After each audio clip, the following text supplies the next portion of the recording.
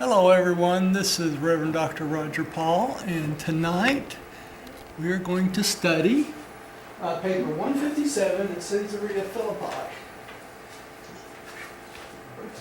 And that starts on page, what is on page number? This is slide here. I don't know that one. For some reason the page number is not on the slide. What's page number? Oh, Oh, 15701. 15701, we know that. I don't know if that's all I've got on this. Here we go. It's at page 1743 1. I don't have that on there. Yeah, it's in the next slide. So, here we go. Let's have a little prayer. Hi, Rodney. Hey, Rodney. We'll get started. Hi, Rodney. Father, thank you for bringing us together tonight that we might study this revelation and learn to share it with others. We thank you for the opportunity to do this, to share with each other and come together on these Wednesday nights to study this wonderful book and to learn a little bit and share our experiences together. We pray that you'll watch over us, open our hearts and minds that we might share it with others. And your will be done in our lives. We thank you and give you the praise in your Son Jesus of Nazareth. Amen. Okay, paper 157 at Caesarea-Philippi. Before Jesus took the 12 for a short sojourn in the vicinity of Caesarea-Philippi, he arranged through the messengers of David to go over to Capernaum on Sunday, August 7th, for the purpose of meeting his family. By prearrangement, this visit was to occur at the Zebedee boat shop. David Zebedee had arranged with Jude, Jesus' brother, for the presence of the entire Nazareth family, Mary and all of Jesus' brothers and sisters. And Jesus went with Andrew and Peter to keep this appointment. It was certainly the intention of Mary and the children to keep this engagement, but it so happened that a group of the Pharisees, knowing that Jesus was on the opposite side of the lake in Philip's domains, decided to call upon Mary to learn what they could of his whereabouts.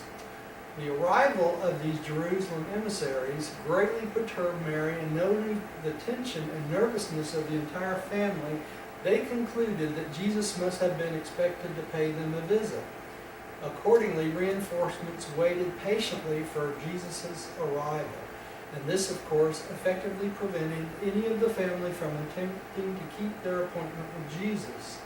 Several times during the day, both Jude and Ruth endeavored to elude the vigilance of the Pharisees in their efforts to send word to Jesus, but it was of no avail. So they planned on seeing Jesus, but the Pharisees basically camped out on their doorstep, and then they couldn't make it over to see him. Okay. Diane? Early in the afternoon, David's messengers brought Jesus word that the Pharisees were encamped on the doorstep of his mother's house, and therefore he made no attempt to visit his family. And so again, through no fault of either, Jesus and his earth family failed to make contact. So they wanted to contact each other, but they couldn't. Okay, Millie, would you take the next one, please? Yes, number 1, the temple tax collector. As Jesus with Andrew and Peter tarried by the lake near the bookshop, a temple tax collector came up upon them, and recognizing Jesus, called Peter to one side and said, "Does not your master pay the temple tax?" Peter was inclined to show indignation at the suggestion that Jesus should be expected to contribute to the maintenance of the religious activities of his sworn enemies, but noting a peculiar expression on the face of the tax collector, he rightly surmised that it was the purpose to entrap them in the act of refusing to pay the customary half shekel for the support of temple services in Jerusalem. Accordingly, Peter replied, "Why, of course the master pays the temple tax. You wait till I'm gate, and I will presently return with the tax." And this is a picture of the tax collector and Peter. at the gate. Stephen, would you take the next one, please? All right. Now Peter had spoken hastily. Jesus carried their funds, and he was across the lake. Neither he, his brother, nor Jesus had brought along any money. And knowing that the Pharisees were looking for them, they could not well go to Bethesda to obtain money. When Peter told Jesus about the collector, and that he had promised him the money, Jesus said, "If you have promised, then should you pay. But wherewith would you redeem your promise? Will you again become a fisherman, that you may honor your word? Nevertheless, Peter, it is well in the circumstance that we pay the tax. Let us give these men no occasion for offense at our attitude. We will wait here while you go with the boat and catch for the fish, and when you have sold them at yon market, pay the collector for all three of us." So he was going to send him fishing to pay this tax, right? Because Peter had promised that he would pay it. Okay, Rodney, would you take the next one, please? Well, excuse me. All of this had been overheard by the secret messenger of David, who stood nearby, and who then signaled to the policeman fishing near the shore to come in quickly. When Peter made ready to go out in the boat for a catch, this messenger and his fishermen ran to him with several large baskets of fish and assisted him in carrying them to the fish merchant nearby, who purchased the catch, paying sufficient with what was added by the messenger of David to meet the temple tax for the three.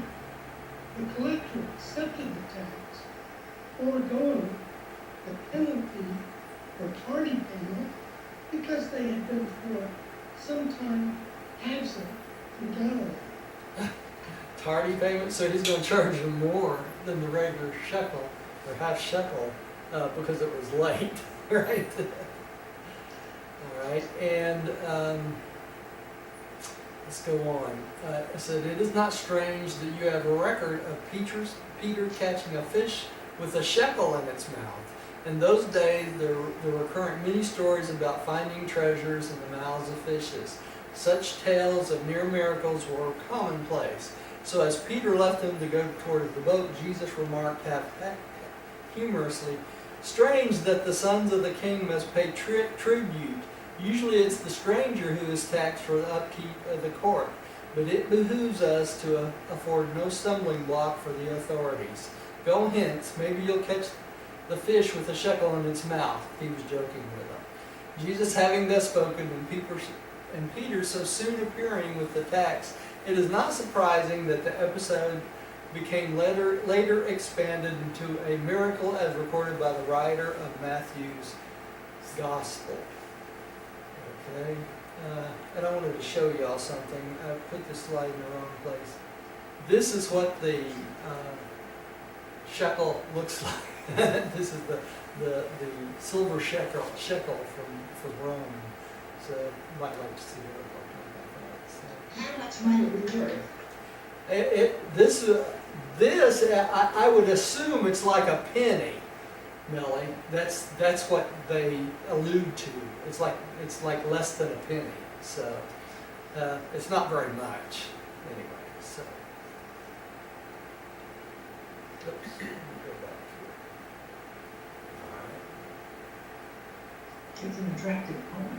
Yeah, I put the slide in the wrong place, but that's okay. Let's see, who's up? Me? Huh? Rodney just read? Okay. Jesus and Andrew and Peter waited by the seashore until nearly sundown. Messengers brought them a word that Mary's house was still under surveillance. Therefore, when it grew dark, the three waiting men entered their boat and slowly rowed away toward the eastern shore of the Sea of Galilee. So Jesus completely missed the opportunity to see his family.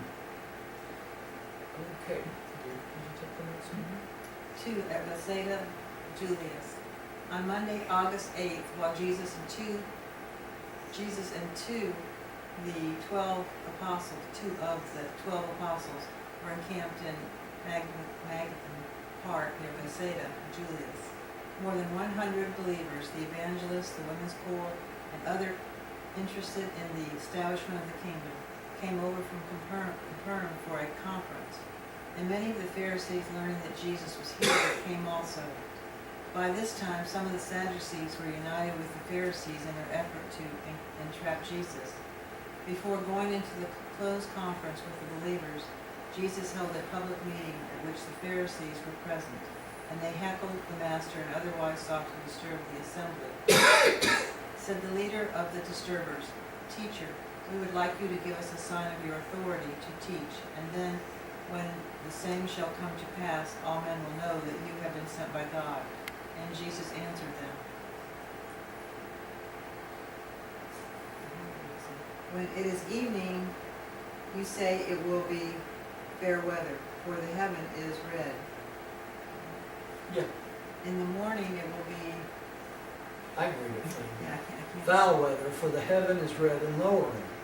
When you see a cloud raising in the west, you say showers will come. When the wind blows from the south, you say scorching heat will come. How is it that you so well know how to discern the face of the heavens, but you are so utterly unable to discern the signs of the times? To those who would know the truth, already has a sign been given, but to an evil-minded and hypocritical generation no sign shall be given. Roger, Yeah, that paragraph that was just read, that number 2 doesn't appear, that was there. That what was an now? error. Okay, yeah, I thought it was. What now? Yeah. When I said 2, it was a number 2, and it was an error. That's all. Oh, okay. It's an error in the slides. Yeah, maybe a slight error in the book too. I'll have to check that. No, it's not in the book. No, I mean it may be in the slides or the papers of the book on our websites. I'm saying, Okay. and that's where I copied the slides from. So I need to check that definitely. All right. Or it could just be my error. There's a number 2 in the paragraph that shouldn't be there.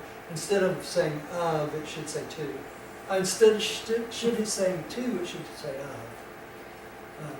That's what the error is.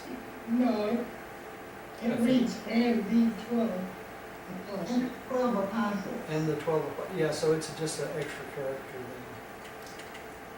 Okay. It's just mislaid. Probably happened when I copied it or something. Okay, who's up? Millie, I think you're up. When Jesus had thus spoken, he withdrew and prepared for the evening conference with his followers. At this conference, it was decided to undertake a united mission throughout all the cities and villages of the Decapolis as soon as Jesus and the 12 should return from their proposed visit to Caesarea-Philippi. The Master participated in planning for the Decapolis mission, and when he was missing the company, said, "I say to you, beware of the leaven of the Pharisees and the Sadducees. Be not deceived by the show of much learning and by their profound loyalty to the forms of religion. Be only concerned with the spirit of living truth and the power of true religion. It is not the fear of the dead religion that will save you, but rather your faith in a living experience in the spiritual realities of the kingdom. Do not allow yourself to become blinded by the prejudice and paralyzed by fear. Neither permit reverence for the traditions so to prevent your understanding that your eyes see not and your ears hear not." I beg your pardon? I'm sorry, that word is pervert. For the traditions. Do not let them pervert your understanding that your eyes see not and your ears hear not. It is not the purpose of true religion merely to bring peace, but rather to ensure progress. And there can be no peace in the heart. There can be no peace or heart progress in the mind unless you fall wholeheartedly in Fail. love. That's failed. I missed the line. No, you were right. It is fall wholeheartedly. I'm sorry. You were correct. Okay. Now, wholeheartedly in love with truth, the ideals of eternal realities. The issues of life and death are being set before you. The sinful pleasures of time against the righteous realities of eternity.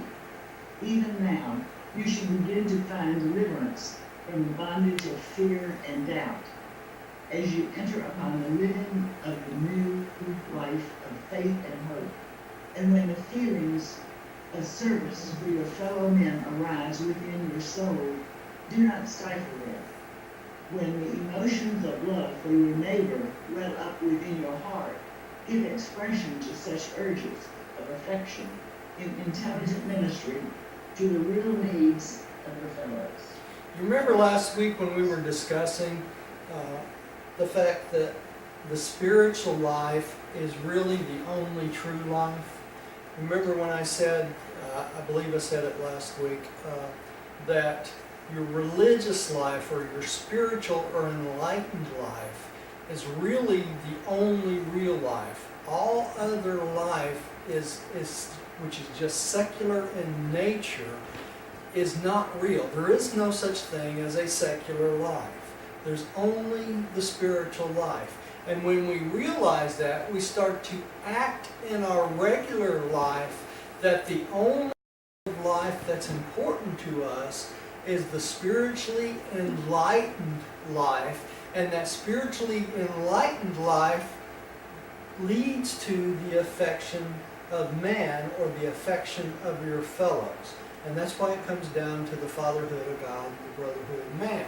So that's what he's talking about. It is not the purpose of true religion to merely bring peace, but to rather to ensure progress. In other words, if we are living a true religious or spiritual life, we can't help but make progress in our life, which adds to our knowledge and our spiritual well-being for the coming mansion worlds, right?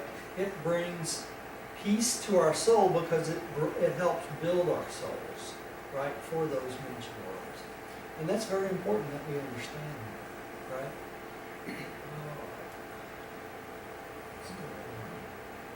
Stephen, would you take the next one? Okay. 3. Peter's Confessions. Early Tuesday morning, Jesus and the 12 apostles left Magdalene Park for Caesarea-Philippi. Okay. The capital of Tetrarch. Pardon? Tetrarch. Tetrarch. Philip's domain. Philip's domain. Caesarea-Philippi was situated in a region of wondrous beauty. It nestled in a charming valley between scenic hills where the Jordan poured forth from an underground cave. The heights of Mount Hermon were in full view to the north, while from the hills just to the south a magnificent view was had on the upper Jordan and the Sea of Galilee. Rodney, take the next one. Sounds like a pretty place. Yeah, it does. Jesus had gone to Mount Hermon in his early experience with the appearance of the kingdom. And now that he was entering upon the final epic of his work, he desired to return to this mount of trial and triumph, where he hoped the apostles might give a new mission to their responsibilities and acquire new strength for the trying times just ahead. As they turned along the way, about the time of passing south of the waters of Murrah, the apostles fell to talking among themselves about their recent experiences in Phoenicia and Ephesus, and to recounting how their message had been received and how the different peoples regarded their master. Interesting side note in this slide. I got a email from someone on one of the Facebook groups that we're having a Urantia meeting up on the top of Mount Hermon. It showed a little picture of it.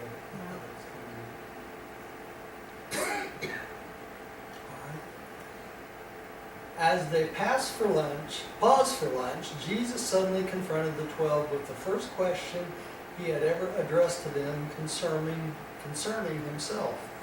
He asked this surprising question: "Who do men say that I am?" Right? Jesus had spent long months in training these apostles as to the nature and character of the kingdom of heaven, and he well knew the time had come when he must begin to teach them more about his own nature and his personal relationship to the kingdom. And now, as they were seated under the mulberry trees, the Master made ready to hold one of the most momentous sessions of his long association with the chosen apostles. Millie.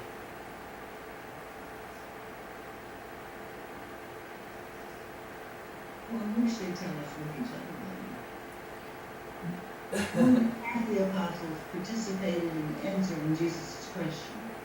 They told him that he was regarded as a prophet or as an extraordinary man by all who knew him, that even his enemies greatly feared him, accounting for his powers by the indictment that he was in league with the prince of devils. They told him that some in Judea and Samaria, who had not met him personally, believed that he was John the Baptist, risen from the dead. Peter explained that he had been at sundry times and by various persons compared with Moses, Elijah, Isaiah, and Jeremiah. When Jesus had listened to this report, he drew himself upon his feet, and looking down upon the 12 sitting about him in a semicircle, with startling emphasis, he pointed to them with a sweeping gesture of his hand and asked, "But who do you say that I am?" There was a moment of tense silence. The 12 never took their eyes off the Master. And then Simon Peter sprang to his feet, exclaiming, "You are the deliverer, the Son of the living God." And the 11 fitting apostles arose to their feet, and with one accord, thereby indicating that Peter had spoken to all of them. Hey, Bill. Hey, Bill. Hi, Bill. Okay, Stephen, would you take the next one? Okay. When Jesus had beckoned them again to be seated, and while still standing before them, he said, "This has been revealed to you by my Father. The hour has come when you should know the truth about me. But for the time being, I charge that you tell this to no man. Let us go hence." Okay. So this has been, he said that this had been revealed to them by his Father as to who he is, right? And that he was not ready for them to tell everyone. All right, Rodney. Before they resumed their journey to Caesarea-Philippi, arriving late that evening, at the home of Hey, Bill. who was expecting them. The apostles got little that night. Hello, Hello, Bill. We see you. I can't hear you. All right, turn up your mic. Something's wrong with your The speaker. call is turned up, but I can't hear you. I don't know if you can hear me. Yeah, we can hear you. Yeah. Go to your settings. Go down. Well, they can't hear him. I'll do settings. You have to draw it out. You'll have to figure it out. You're fine. All right. Can you hear us?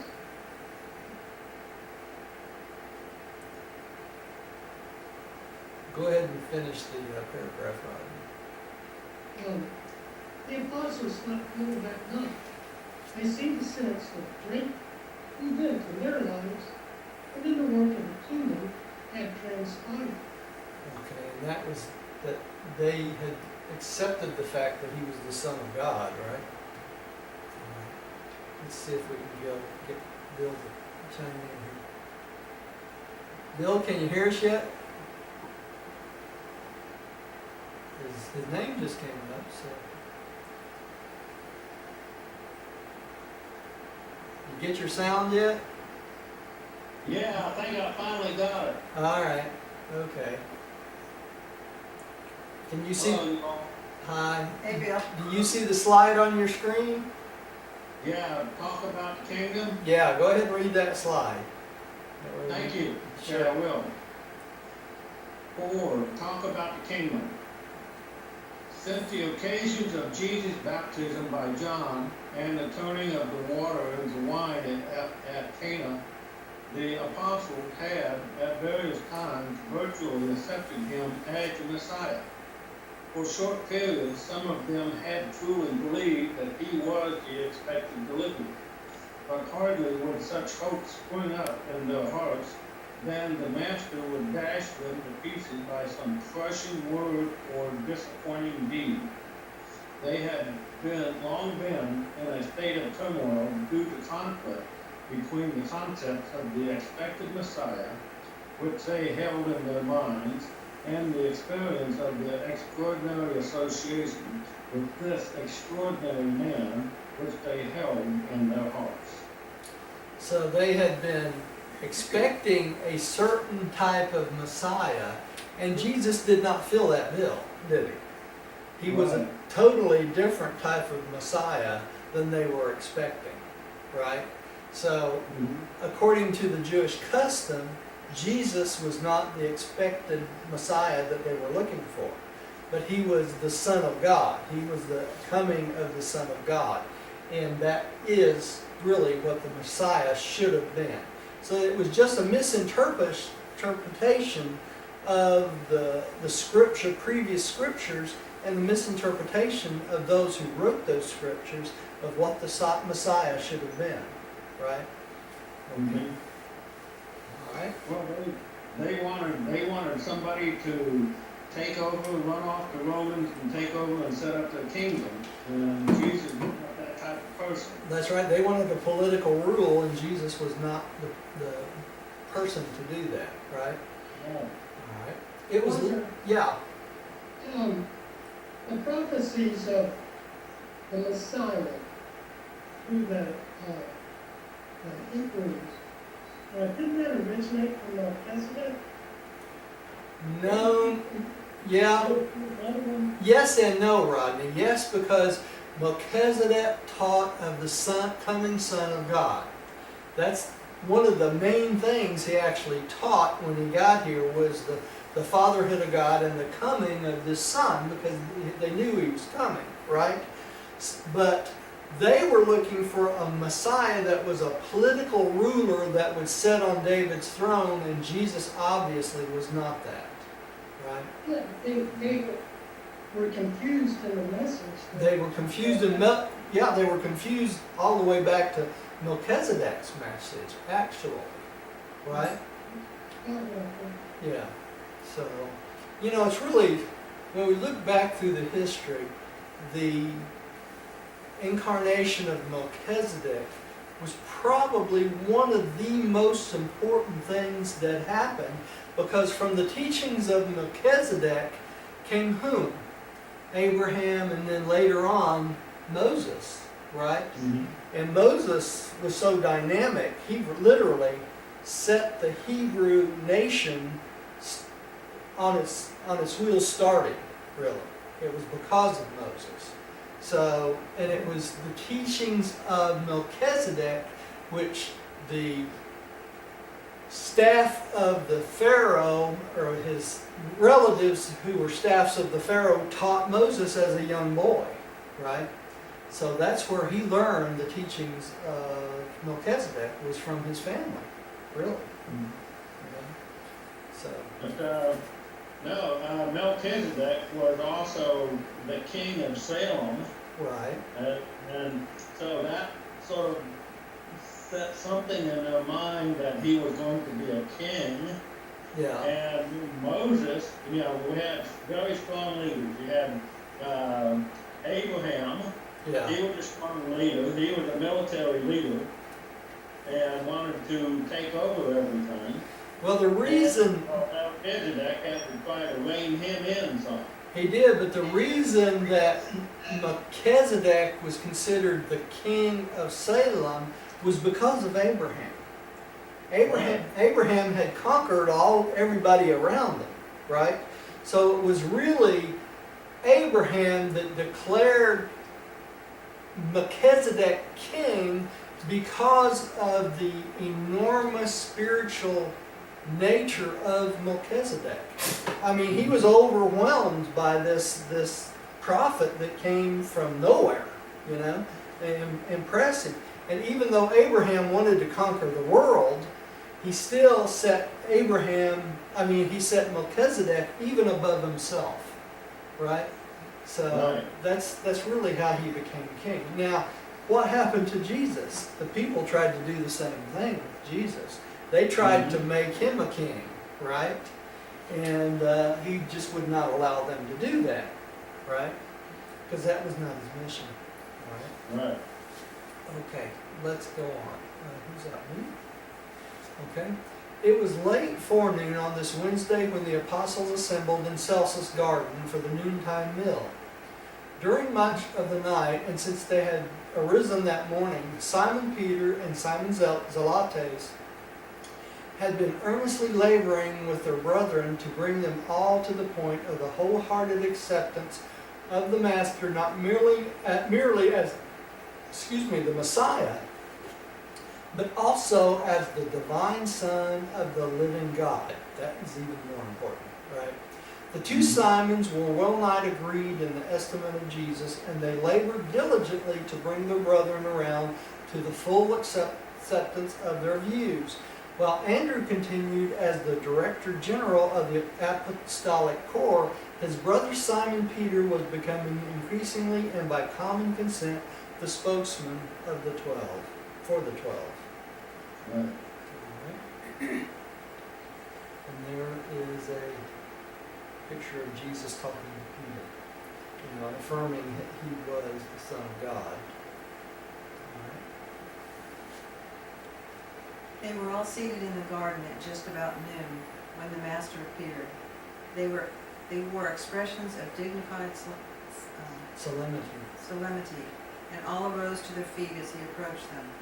Jesus relieved the tension by that friendly and fraternal smile which was so characteristic of him when his followers took themselves, or some happening related to themselves, too seriously. With a commanding gesture, he indicated that they should be seated. Never again did the 12 greet their master by arising when he came into their presence. They saw that he did not approve of such an outward show of respect.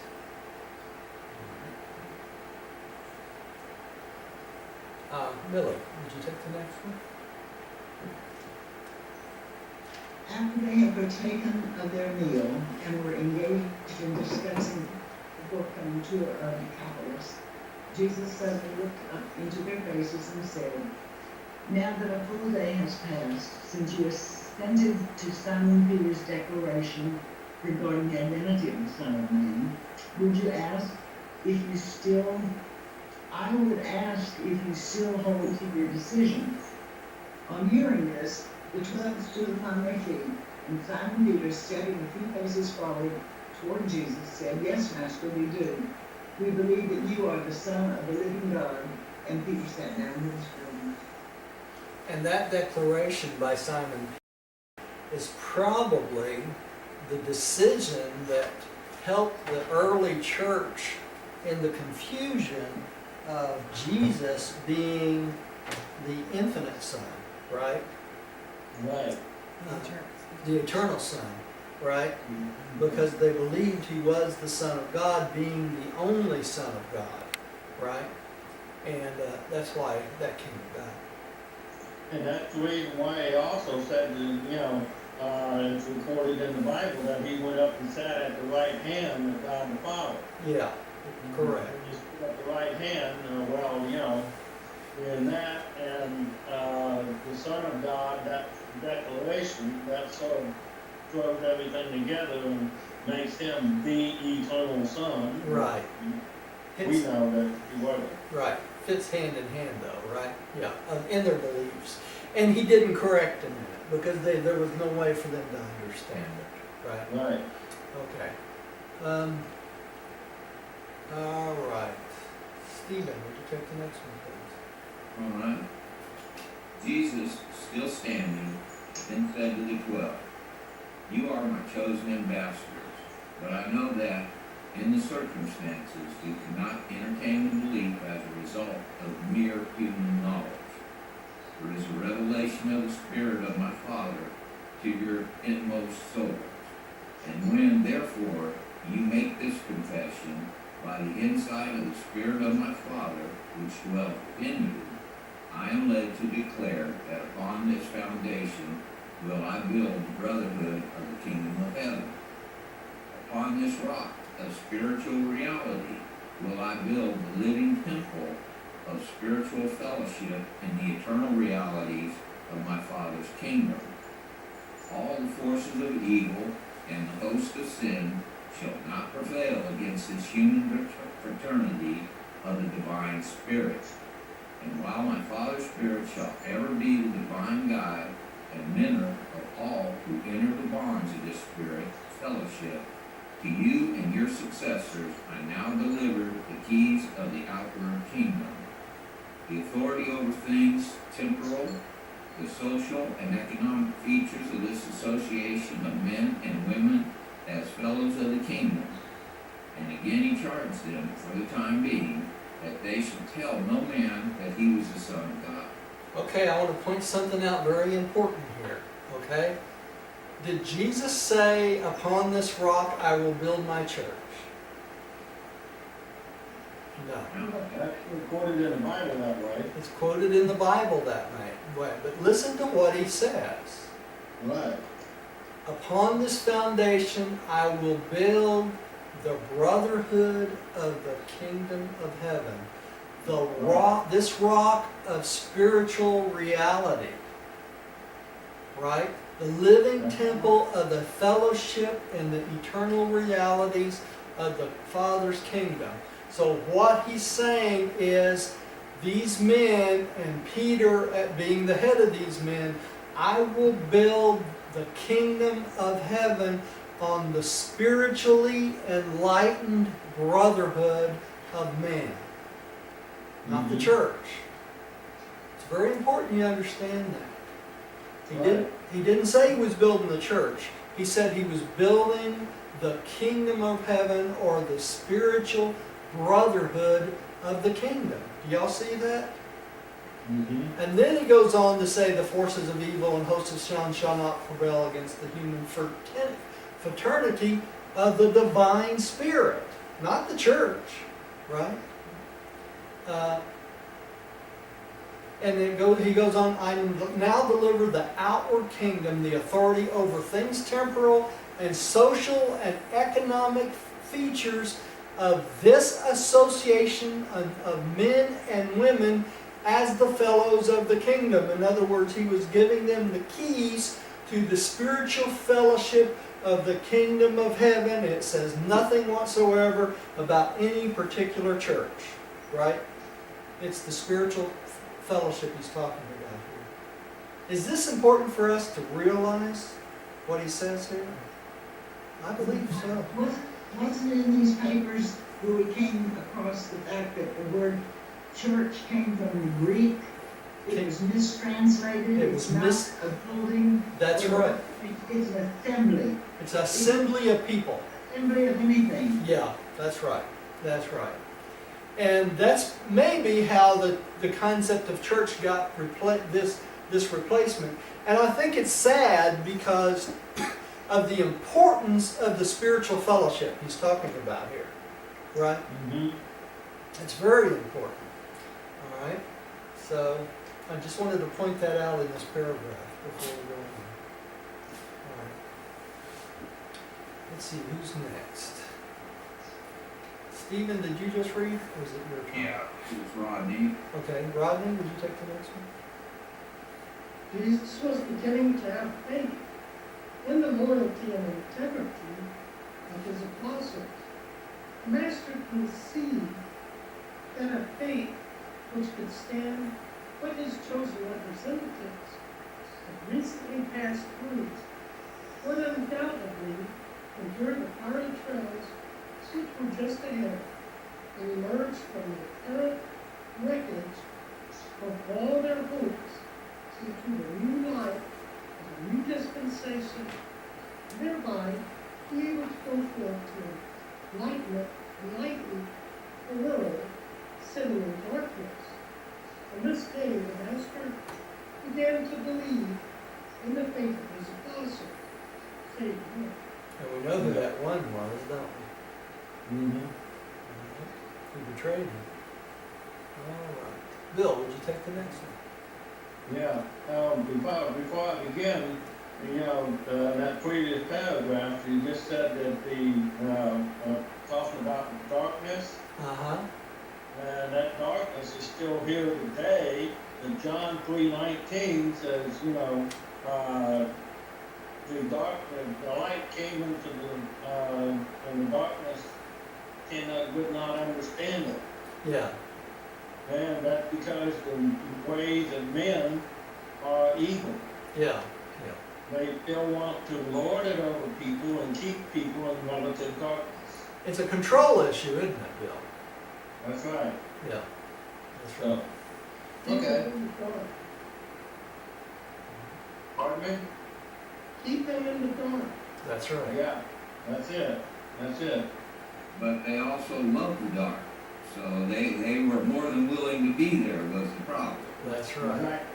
You know, and that's why I keep harping on the concept of spiritual enlightenment, right?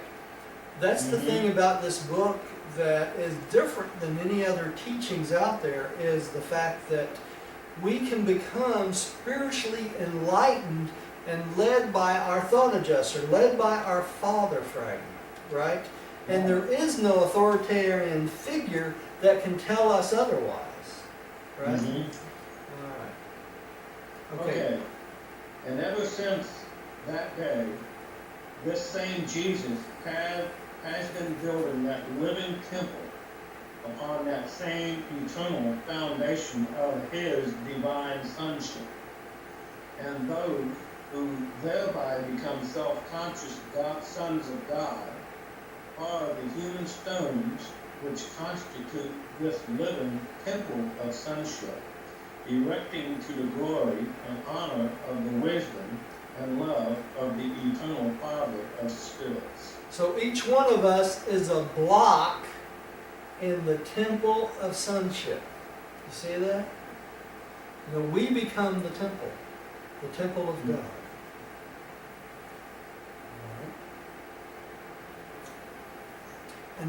And when Jesus had thus spoken, he directed the 12 to go apart by themselves in the hills to seek wisdom, strength, and spiritual guidance, until the time of the evening meal, and they did as the Master admonished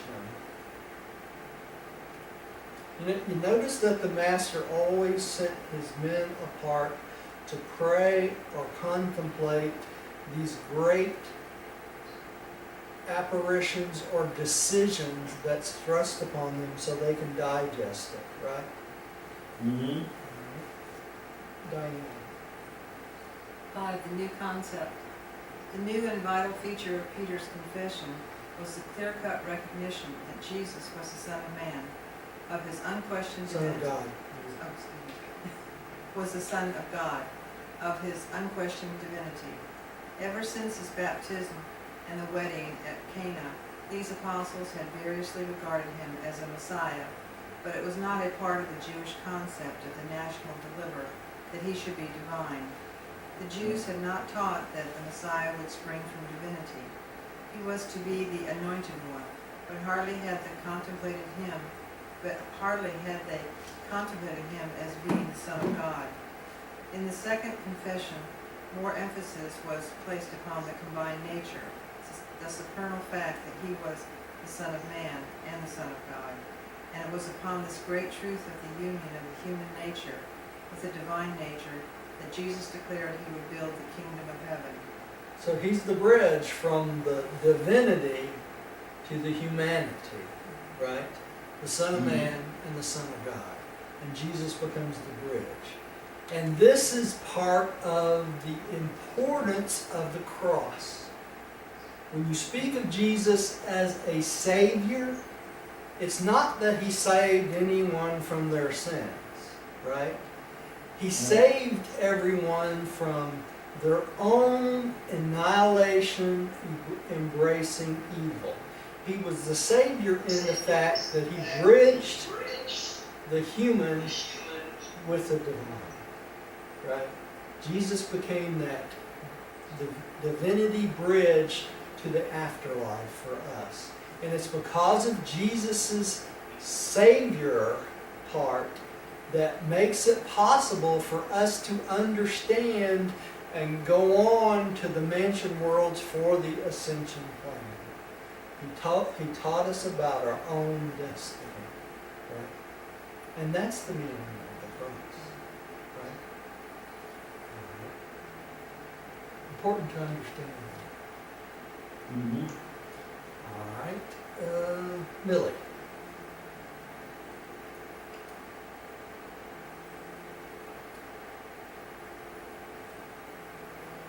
You done, Andrew? Did you just? I just finished. She just finished. Okay. Jesus has sought to live his life on earth and complete his bestowal mission as the Son of Man. His followers were disposed to regard him as the expected Messiah. Knowing that he could never fulfill their messianic expectations, he endeavored to effect such a modification of the concept of the Messiah as would enable him to partially meet their expectations. But he now recognized that such a plan could hardly be carried through successfully. He therefore elected boldly to disclose the third plan, openly to announce his divinity, acknowledge the truthfulness of Peter's confession, and directly proclaim to the 12 that he was the Son of God. So they heard it directly from Jesus at that point, right? That he was the Son of God. All right. Stephen. Okay. For 3 years, Jesus had been proclaiming that he was the Son of Man. While for these same 3 years, the apostles had been increasingly insistent that he was the expected Jewish Messiah. He now disclosed that he was the Son of God, and upon the concept of the combined nature of the Son of Man and the Son of God, he determined to build the kingdom of heaven. He had decided to refrain from further efforts to convince him that he was not the Messiah. He now proposed boldly to reveal to him what he is, and then to ignore their determination to persist in regarding him as the Messiah. So the political Messiah they were looking for, Jesus was definitely not it, right? So he sought to supplant that concept with the real concept of the Son of God, right? Which he was, and that's what that's about. Okay, Rodney. Next.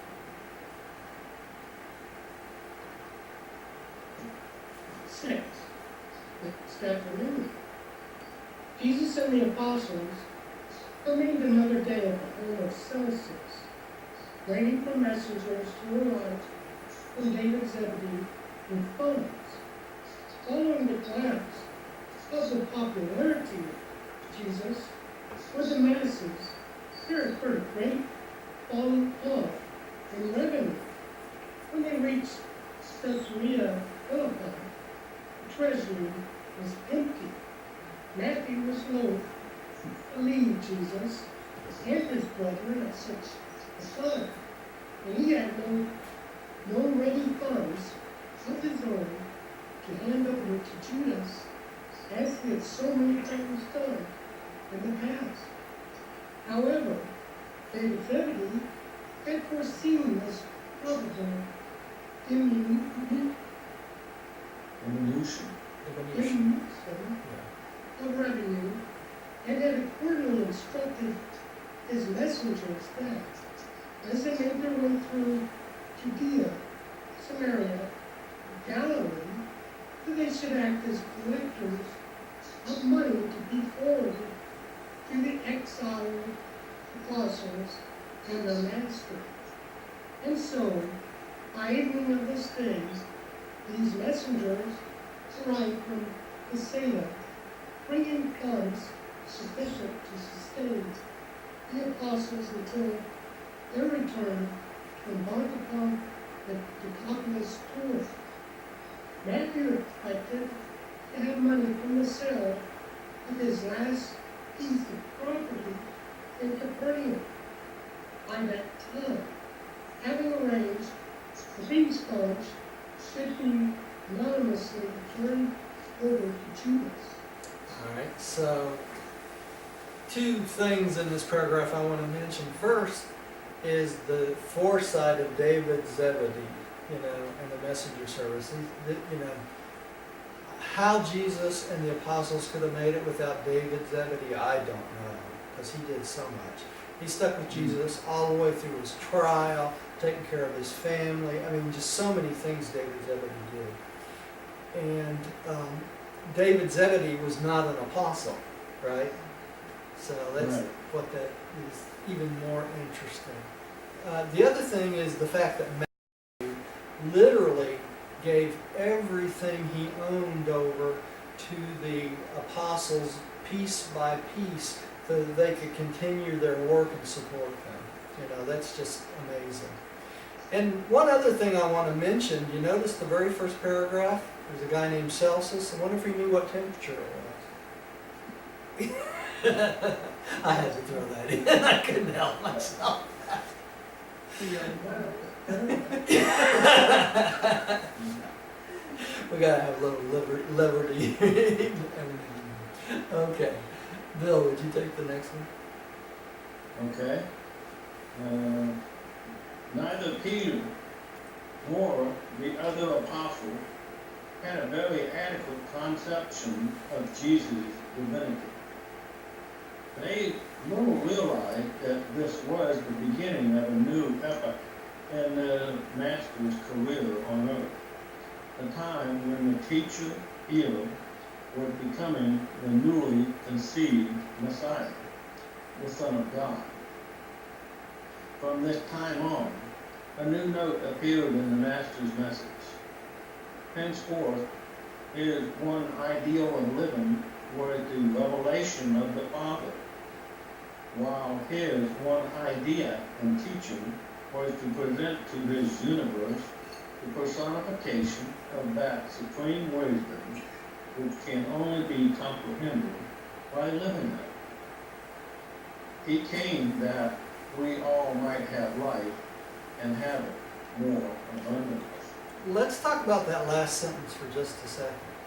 What are they talking about there? Having life and having it more abundantly? He's talking about the spiritual life and Right. having it more abundantly.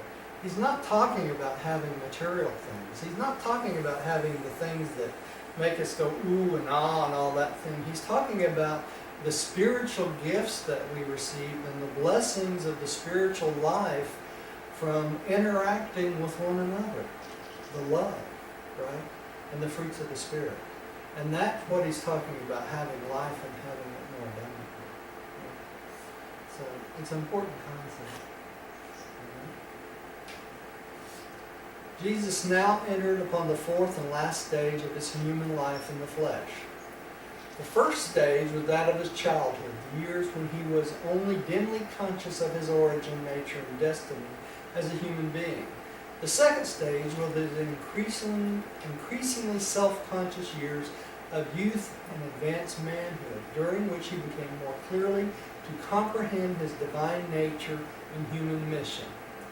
The second stage ended with the experiences and revelations associated with his baptism. The third stage of the Master's earth experience extended from the baptism to the years of his ministry as teacher and healer and up to this momentous hour of Peter's confession at Caesarea-Philippi. This third period of his earth life embraced the times when his apostles and his immediate followers knew him as the Son of Man and regarded him as the Messiah. The fourth and last period of his earth career began here at Caesarea-Philippi and extended on to the crucifixion. This stage of his ministry was characterized by his acknowledgement of divinity and embraced the labors of his last years in the flesh. During the fourth period, while the majority of his followers still regard him as the Messiah, he became known to the apostles as the Son of God. Peter's confession marked the beginning of the new period of the more complete realization of the truth of his supreme ministry as a bestowal son on Urantia and for the entire universe, in recognition of the fact, at least hazily, by his chosen ambassadors. Okay, so that we're coming into the full realization of him being the actual Son of God and his divinity. Okay? Thus did Jesus exemplify in his life what he taught in his religion, the growth of the spiritual nature by the technique of living progress. He did not place emphasis, as did his later followers, upon the incessant struggle between the soul and the body. He rather taught that the spirit was easy victor over both and effective in the profitable reconciliation of much of this intellectual and instinctual warfare. Okay. So he made it easy, right, to overcome it. That was the thing that Paul exemplified in his writings, that the warfare between the flesh and the spirit. Right. And Paul's explanation of it, though, Bill, was it was a literal war all the time, right? Right. And Jesus' explanation of it is the way of the spirit life was easy, right? Mm-hmm. That the spirit, if we expect this spirit, if we accept the spirit life, it becomes easier and easier to live the spiritual life, and the war subsides and disappears. And that's the way it's supposed to be. And it happens over time with growth as we get older, right? Think about how you've progressed spiritually from when you were a young child to now, and how much more wisdom you have now than you were a child. Because that's because you've become more spiritual. Now, don't you pity those who do not live a spiritual life at all, because they don't overcome the war between good and evil, right? Because they don't live the spiritual life, right? Don't have the fruits of the Spirit. Millie, would you take the next one? A new significance attaches to all of Jesus' teachings from this point on. Before Caesarea-Philippi, he presented the gospel of the kingdom as its master teacher.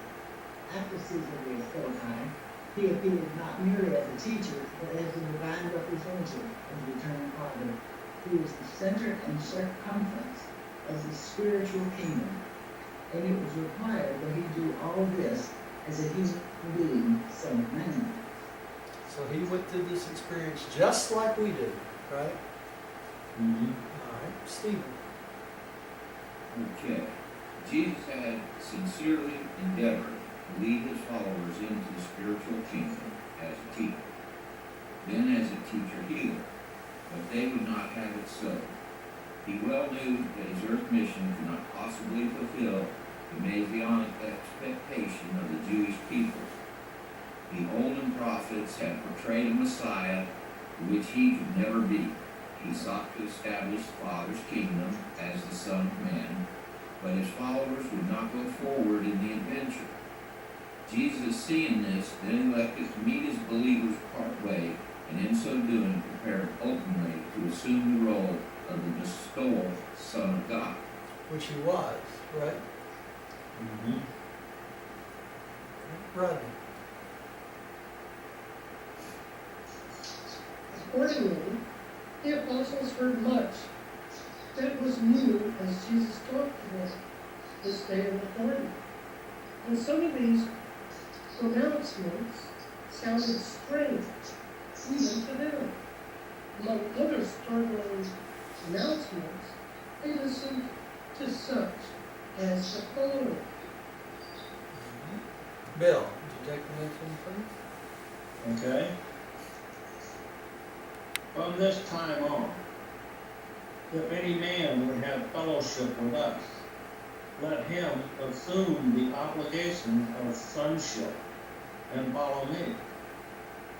And when I am no more with you, think not that the world will treat you better than it did your master. If you love me, prepare to prove this affection by your willingness to make the supreme sacrifice. And most of them did, didn't they? Oh, yes. Most of them did make that supreme sacrifice. Okay. Mark well my words. I have not come to call the righteous, but sinners. The Son of Man came not to be ministered to, but to minister and to bestow his life as a gift for all. I declare to you that I have come to seek and to save those who are lost. Simple. And that's because of that sentence right there, that he bestowed his gift, his life as a gift for all, that it got construed and misconstrued into the Christianity that we now have today. It is. That's exactly right there. Okay. No man in this world now sees the Father except the Son who came forth from the Father. But if the Son be lifted up, he will draw all men to himself. And whosoever believes this truth of the combined nature of the Son shall be endowed with life that is more than age abiding. It's eternal. Right? Yes. This gift he's giving is eternal. Millie. We may not yet proclaim openly that the Son of Man is the Son of God, but it has been revealed to you. Therefore do I speak boldly to you concerning these things. What? Just go on, it'll go away, Millie.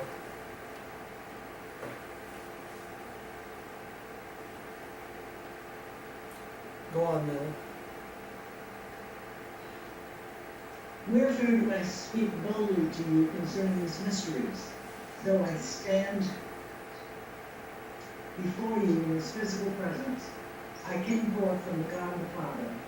Before Abraham was, I am.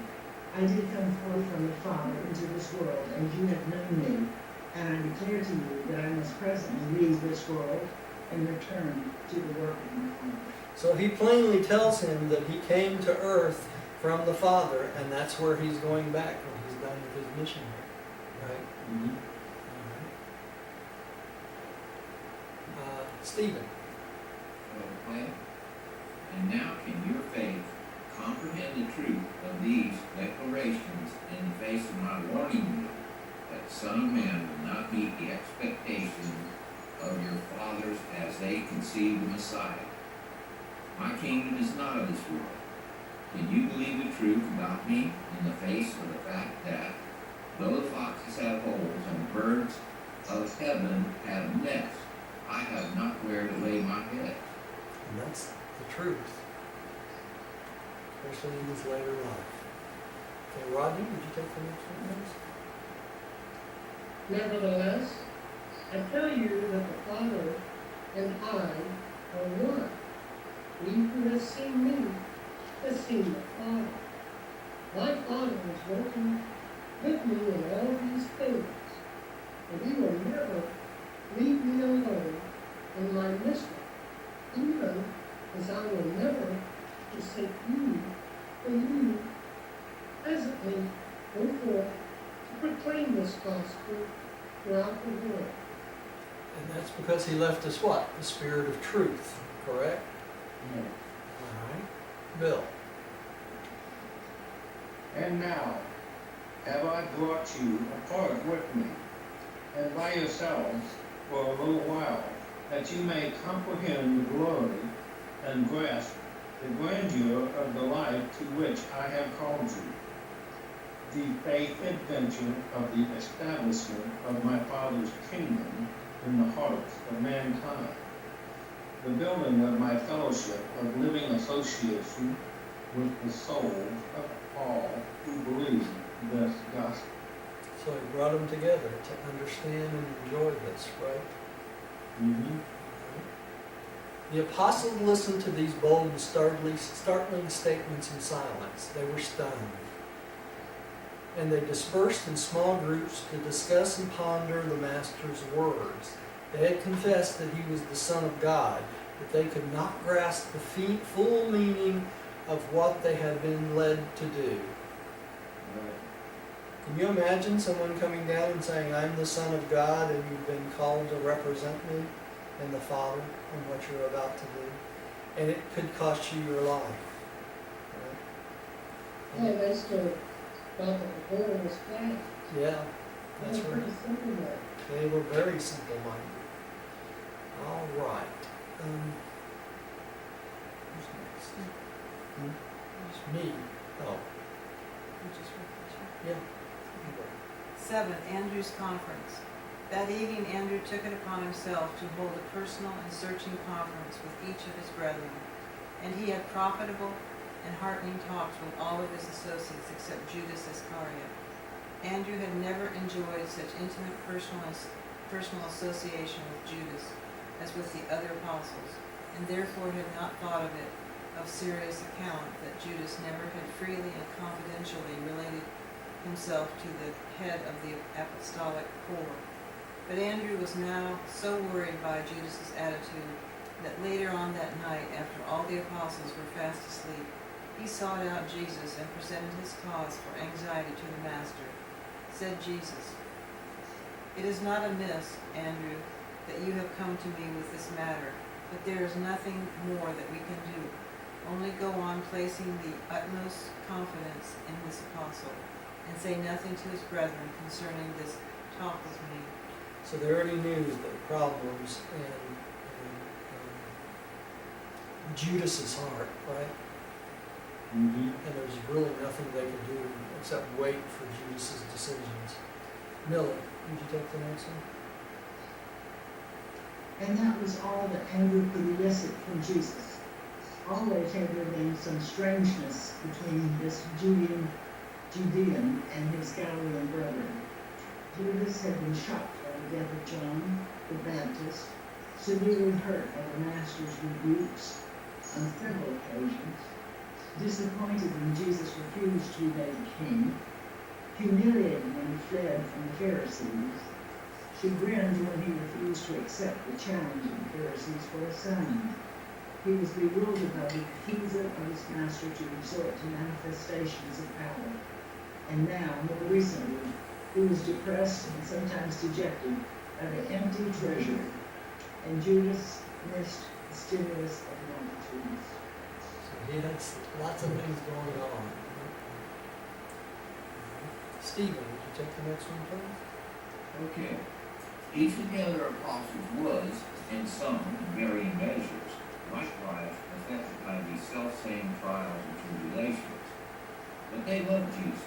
At least they must have loved the Master more than did Judas, for they went through with him to the bitter end.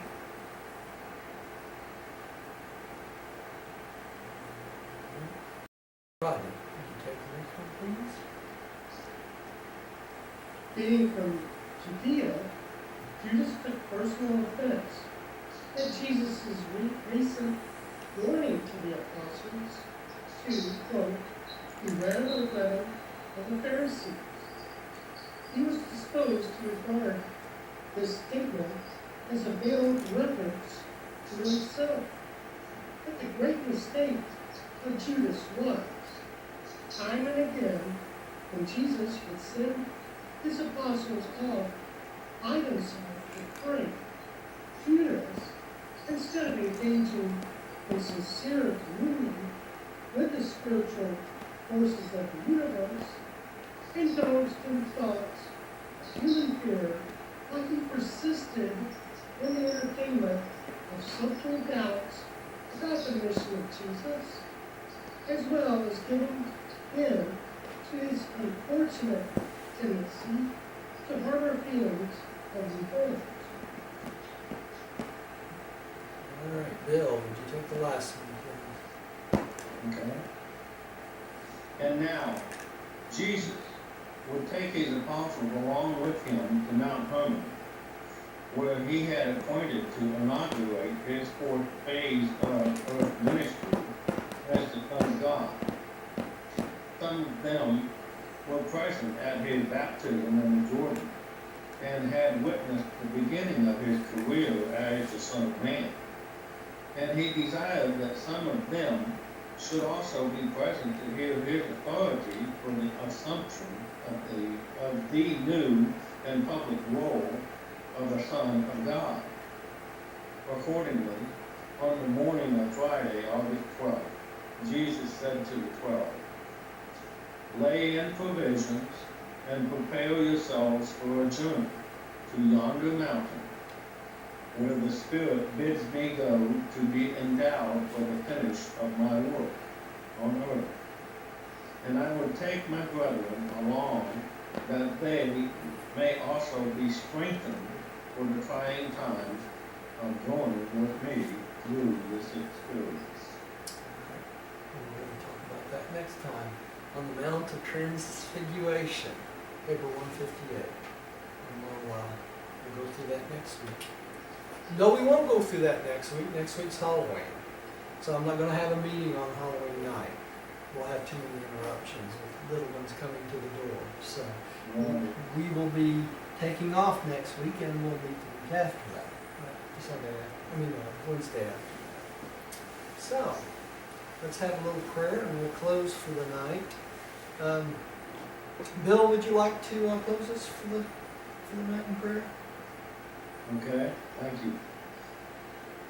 Most gracious Heavenly Father, we just thank you for this time together that we have studying the word that you have given us in this book.